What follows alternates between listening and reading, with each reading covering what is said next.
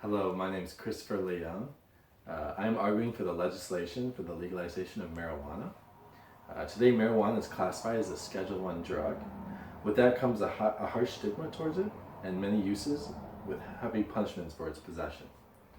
But first, a brief history about the regulation of marijuana in the United States. Hemp farms have been operating in the United States since the beginning of the country in 1776 without regulation. The first regulation started with the hemp tax of 1937. This was to tax hemp farmers so heavily that the farmers would not be able to produce the plant for personal and public uses. This was ruled unconstitutional by the U.S. Supreme Court in the case Leary versus United States in 1960. A decade later, President Nixon, for his administration, made marijuana a Schedule I drug, with the admission that it was a political tactic to destabilize opposing factions of the anti-war and Black Power movements. One of Nixon's advisors, his name John Ehrlichman, said, and I quote, "There are two enemies of the Nixon administration. They are anti-war hippies and blacks. You can't make it a crime to be either, so associate hippies and blacks with pot and criminalize it heavily to disrupt both communities." He also said, "Did we know that we were lying about the drugs? Of course we did."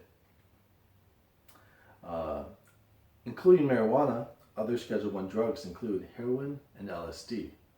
A Schedule II drug, for example, which is supposedly less of a risk to public safety and welfare, includes drugs like cocaine, Oxycontin, and methamphetamine. The definition of a Schedule I drug in the United States currently is A, a drug or other substance that has a high potential for abuse.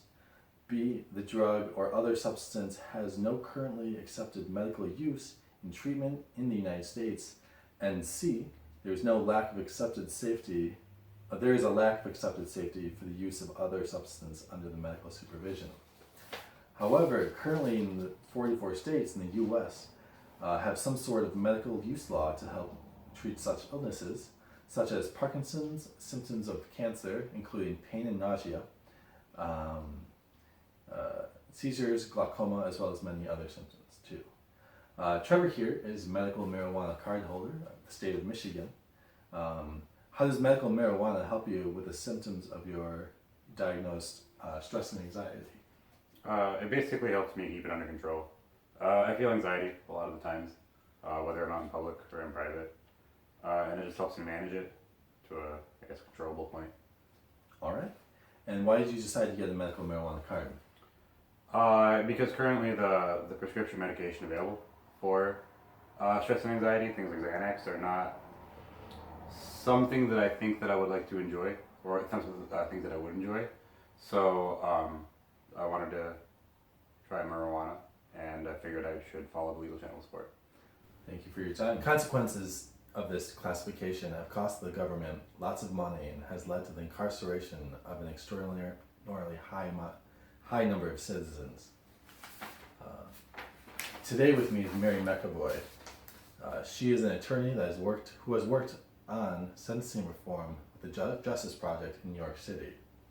Mary, can you briefly explain mandatory minimums and the three-strike rule? Sure. Mandatory minimums and the three-strike rule are both sentencing guidelines.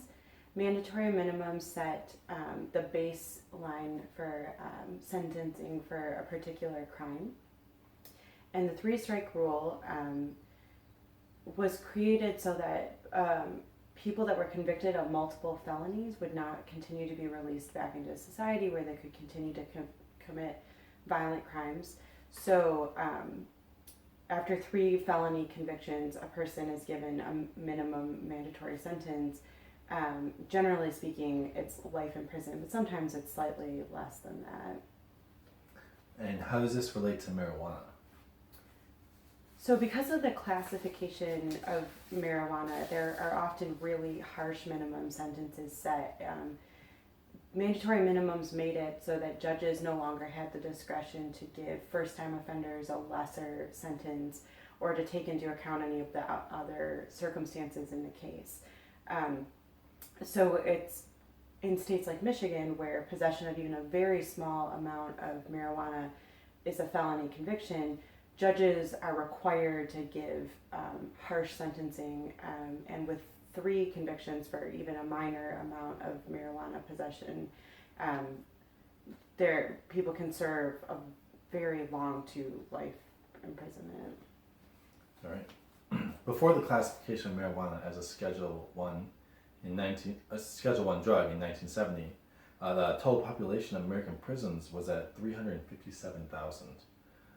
15 years later, by 1985, that more than doubled to 760,000 people. Currently, today, it sits at 2.7 million people. How have the laws related to marijuana impacted the rates of incarceration? Well, they've made them skyrocket.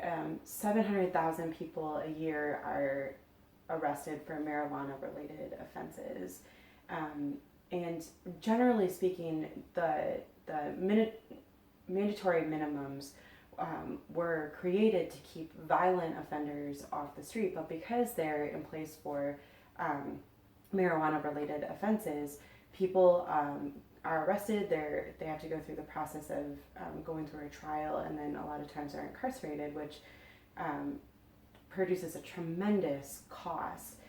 88% of people who are arrested for marijuana-related offenses are arrested for possession, and that, generally speaking, means that they have a small enough quantity on them that it's only for personal use.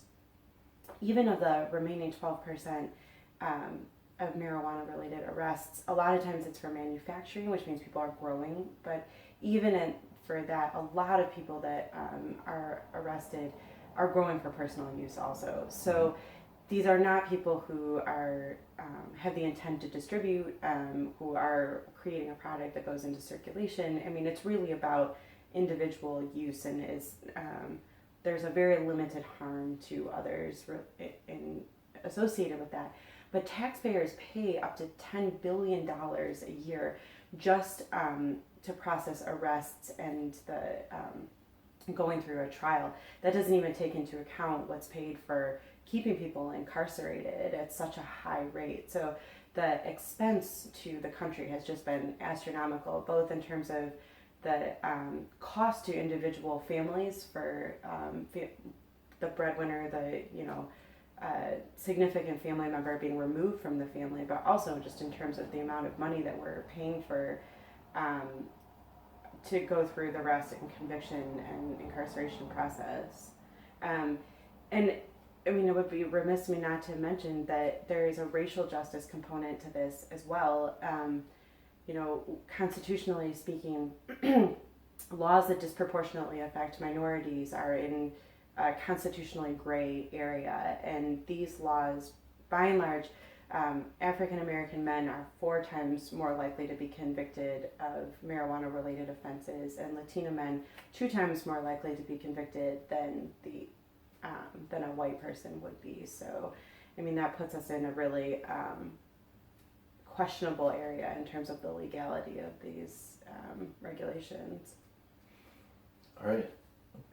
Thank you, Mary. Thanks for your time. You're welcome. Since the legalization of recreational use of marijuana in states like Washington, Alaska, and Colorado, some positive changes have occurred.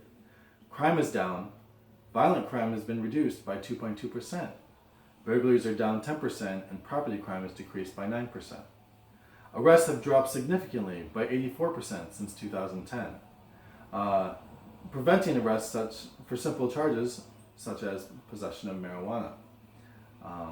If you remember back to what Mary McAvoy said about how 700,000 people are arrested every single year for marijuana-related offenses, you can think about how each possession charge costs the taxpayers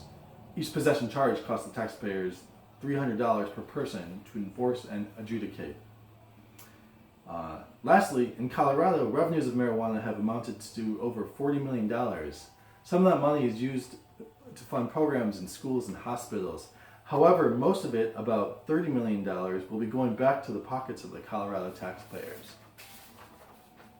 As we can see, legalizing marijuana will stop wasteful government spending on unnecessary incarcerations and provide revenue for important government programs. Thank you, and good luck on finals.